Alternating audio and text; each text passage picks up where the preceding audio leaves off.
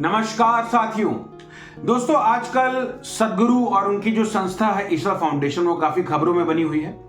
बताते चले कि कुछ दिनों पहले, नवरात्रि से एक दिन पहले, सदगुरु जी का जो इंटरनेशनल हेडक्वार्टर है तमिलनाडु के अंदर कोयम्बटूर में, वहां पर उनकी संस्था के अंदर करीब 150 से ज्यादा पुलिसकर्मी आते हैं और उनके आश्रम पर छापामारी करते हैं। बताते चले कि सदगुरु जी के ऊपर और उनकी संस्था के ऊपर यह आरोप लग रहा है कि जो दो बहनें हैं जिनका नाम है गीता और लता, जिनकी उम्र 39 और 45 ईयर्स की है, उनके पिताजी ने सदगुरु के ऊपर यह आरोप लगाया है कि सदगुरु और उनकी जो संस्था है वो मेरे दोनों बेटियों को ब्रेन वॉश कर रही है, उनको जबरदस्ती सन्यासी बनाकर अपने आश्रम के अंदर रख रही है और उनको परिवार से मिलने नहीं दे रही है। ये आरोप लड़की के पिता ने मद्रास हाईकोर्ट के अंदर लगाया था। इसके ऊपर मद्रास हाईकोर्ट का जो डिसीजन आया है, जो स्टेटमेंट आया, वो बड़ा ही कंट्रोवर्शियल आया, जिसको लेकर लोगों के अंदर ये चर्चा का विषय बना हुआ है। मद्रास हाईकोर्ट ने कहा कि भाई सदगुरु ने अपनी बेटी की तो शादी कर दी, पर वो दूसरों की बेटियों को ब्रेन वॉश करके उनको सन्यासी क्यों बना रहे हैं। इस बात के ऊपर जब चर्चा बढ़ने लगी तो जो दो लड़कियां थी गीता और लता, जिनकी उम्र 39 और 45 ईयर है, बार बार आपको मैं एज बता रहा हूं क्योंकि वो बच्ची नहीं, कोई नादान नहीं, 39 और 45 ईयर्स की हैं, और वो लोग आती हैं कोर्ट के अंदर और इस बात को बोलती हैं कि भाई हम ईशा फाउंडेशन के अंदर एज ए सन्यासी, एज ए ब्रह्मचारिणी का जो जीवन जी रहे हैं वो हम वॉलंटरी जी रहे हैं, हमारे ऊपर किसी ने ब्रेन वॉश नहीं किया है, हमें किसी ने फोर्स नहीं किया है, this is over free will. अब क्वेश्चन दोस्तों, इसमें मद्रास हाईकोर्ट के ऊपर मैं भी कुछ पूछना चाहता हूं इस मुद्दे के ऊपर, जो मैं इस वीडियो के माध्यम से ऑनरेबल मद्रास हाईकोर्ट को मैं बात पूछना चाहता हूं। सर, सबसे पहली बात यह कि सदगुरु की बेटी ने शादी की है या उन्होंने संन्यास नहीं लिया, ये why this is a topic of concern for Madras high court. Madras high court के लिए चर्चा का विषय क्यों है कि सदगुरु की बेटी ने शादी किया या नहीं किया। पॉइंट ये है कि क्या सर आप ये क्वेश्चन, मद्रास हाईकोर्ट ये क्वेश्चन किसी क्रिश्चियन चर्च के अंदर काम करने वाली, सेवा करने वाली किसी नन से पूछ सकती है कि आप चर्च के अंदर नन के रूप में आप सेवा दे रही हैं और क्या आपका ब्रेन वॉश हुआ है, आपने शादी क्यों नहीं की है। भाई नन का फ्री विल है। उसी तरीके से सदगुरु या किसी संस्था के अंदर कोई पुरुष या कोई स्त्री एज ए ब्रह्मचारिणी सेवा करनी चाह रही है, कोई ब्रह्मचारी के रूप में सेवा करना चाह रहा है, अगर वो 18 साल के ऊपर है, अगर वो डिसाइड कर सकता है कि किस सरकार को मुझे वोट देना है, तो वो ये क्यों नहीं डिसाइड कर सकता कि मुझे किस आश्रम में रह के सेवा करनी है, मुझे किस तरीके का जीवन जीना है। ये मद्रास हाईकोर्ट इसके ऊपर डिसीजन क्यों दे रही है, वो क्यों थोप रही है कि ब्रेन वॉश किया गया है। पॉइंट नंबर 2, इसमें बात जब बढ़ने लगी तो मद्रास हाईकोर्ट ने कहा कि भाई जितने भी ईशा फाउंडेशन के ऊपर जितने भी आपराधिक मुकदमे हैं सबको क्लब किया जाए, और एक अगले दिन ही तमिलनाडु की जो सरकार है उन्होंने 150 पुलिसकर्मियों की टीम भेज दी। अब यहाँ आपको बताता चलूँ कि तो तमिलनाडु की जो सरकार है वही सरकार है जिनका स्टेटमेंट आता रहता है कि भाई सनातन धर्म तो डेंगू और मलेरिया के तरीके से उसको इरेडिकेट करके खत्म कर देना चाहिए। ये आइडियोलॉजी है तमिलनाडु की सरकार की, तो आप समझ सकते हैं कि एक्शन क्यों लिया गया। तमिलनाडु की सरकार करीब 37,000 टेम्पल्स को, कई सारे मठों को कंट्रोल करती है, उनसे अरबों रुपए चंदा लेती है, बट वो इरेडिकेट सनातन धर्म को करना चाहते हैं। ये हमारे देश का सेक्युलरिज्म है। खैर, अब आगे चलते हैं। तमिलनाडु की घटना जो हुई है सदगुरु के साथ, ये कोई पहली घटना नहीं है। अब मैं आपको लेकर चलता हूँ इतिहास में और आपको मैं दिखाना चाहूंगा कि किस प्रकार से बार बार इस तरीके का कार्यक्रम, बार बार इस तरीके का प्रयास कर हिंदू संतों को, शंकराचार्यों को, हिंदू गुरुओं को परेशान किया गया है, उनका अपमान किया गया है।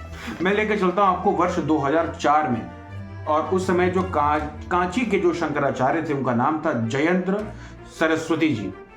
तो जयंत सरस्वती जी को दिवाली वाले दिन, जिस दिन वो पूजा कर रहे थे, दिवाली के दिन उनको पूजा से उठाकर पुलिस उनको अरेस्ट कर लेती है। पूजा भी करने नहीं देती है, पूजा से उठाकर एक शंकराचार्य को अरेस्ट कर लेती है। आरोप उनके ऊपर लगता है कि ये हत्या करने के अंदर ये साजिश रच रहे हैं और ये अश्लील फिल्मों की सीडीज देखती है। ये शंकराचार्य के ऊपर आरोप लगे, 2004 में उनको अरेस्ट किया गया। जिस तरीके से ईशा फाउंडेशन के ऊपर नवरात्रि से एक दिन पहले छापा पड़ता है, उसी तरीके से कांची के शंकराचार्य के ऊपर भी ये कार्य हो चुका है। और फिर बाद में 2013 तक, 2004 से 2013 तक उनके ऊपर ये केस चलता रहा और 2013 में उनको कोर्ट से जमानत मिलती है, उनको बाइज्जत बरी किया जाता है और ये पता चलता है कि सारे आरोप निराधार थे और वास्तविक मुद्दा ये था कि शंकराचार्य जी जो हैं तमिलनाडु के अंदर क्रिश्चियन कन्वर्जन को रोक रहे थे, क्रिश्चियन मिशनरियों के आंखों के अंदर खटक रहे थे। इस वजह से उनको झूठे मोटे केस में फंसाकर उनको हटा दिया गया। तमिलनाडु दोस्तों बड़ा ही एक सेंसिटिव जोन है और वहाँ पर द्रविडियन थ्योरी का बहुत ज़्यादा इन्फ्लुएंस है। वो कई लोग इसे द्रविडनाइडू बनाना चाहते हैं, इसे क्रिश्चियन मेजॉरिटी स्टेट बनाना चाहते हैं। तो बहुत बड़ा क्रिश्चियन मिशनरी का एक एरिया है वो तमिलनाडु के अंदर है। उसी मिशनरी तंत्र के द्वारा जो है वहाँ पर शंकराचार्य जी को भी परेशान किया गया था। फिर उसी तरीके से साथियों मैं आपको लेके चलता हूँ। आप मुझे बोल सकते हैं कि ये बातें तो आप बता रहे हो, ये वो, क्या इसका क्या प्रूफ है।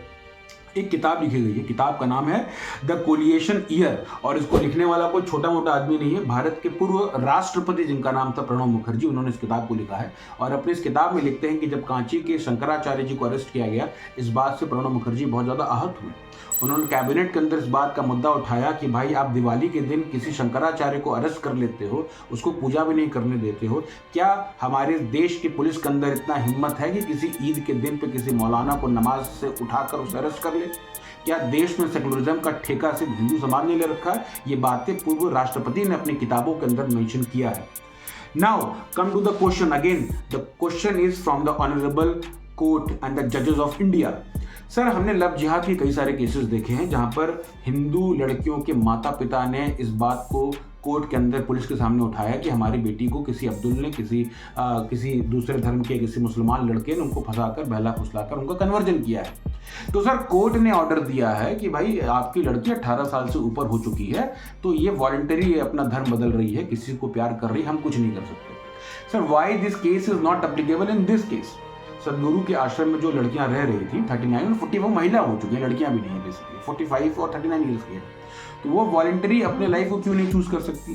इसके ऊपर सर आप इंटरफेयर क्यों कर रहे हैं? इसके ऊपर आप ये क्यों कह रहे हैं कि उनका ब्रेन वॉश हुआ है? अगर ब्रेन वॉश हुआ है तो सेम केस आप लव जिहाद के केस में क्यों नहीं लगाते हैं?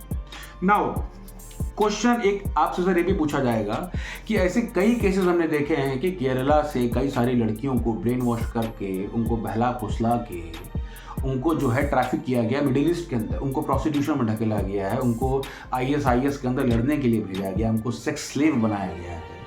तो सर किसी देश के किसी भी कोर्ट ने, किसी जज ने किसी मौलाना के ऊपर केस आज तक क्यों नहीं फाइल किया कि क्यों तुमने इस लड़की को ब्रेन वॉश क्यों किया, तुमने इस लड़की को ISIS में क्यों भेजा? There is no single statement of any जज ऑन सच मौलानाज। बट सदगुरु के केस में अगर हम देखते हैं, शंकराचार्य के केस के अंदर देखते हैं तो पुलिस आती है, 150 की भारी संख्या में पुलिस आती है और अरेस्ट करने लगती है। This is the nexus of the same तंत्र जो हमारे देश में दोस्तों आज भी एक्टिव है।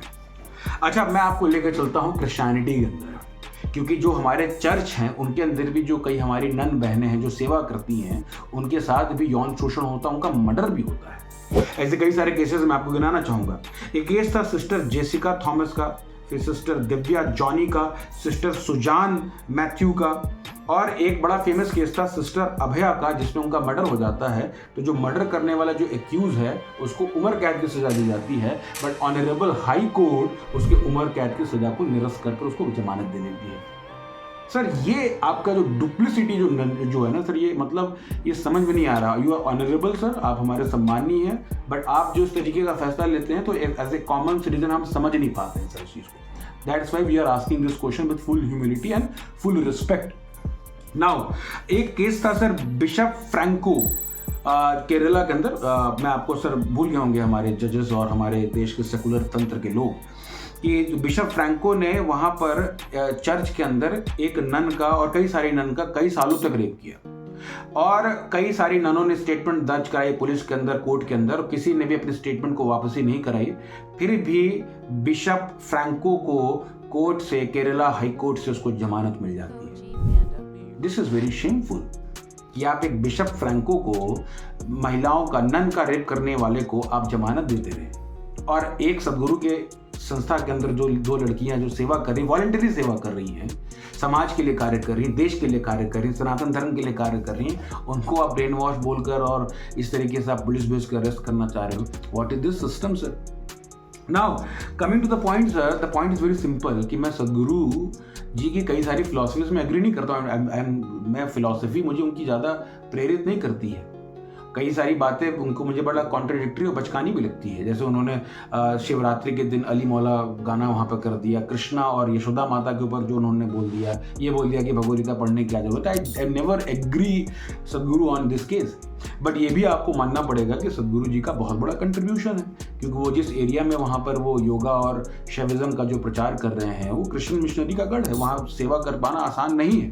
सदगुरु जी युवाओं के बीच में जो योगा को और सनातन धर्म की टीचिंग्स को जो प्रमोट कर रहे हैं और देश विदेश में कई बड़े प्रतिष्ठित संस्थानों में जाकर वो जिस बेबाकी से, जिस लॉजिकल तरीके से अपनी बातों को प्रेजेंट करते हैं, तो मानना पड़ेगा कि सदगुरु जी का बहुत बड़ा योगदान है।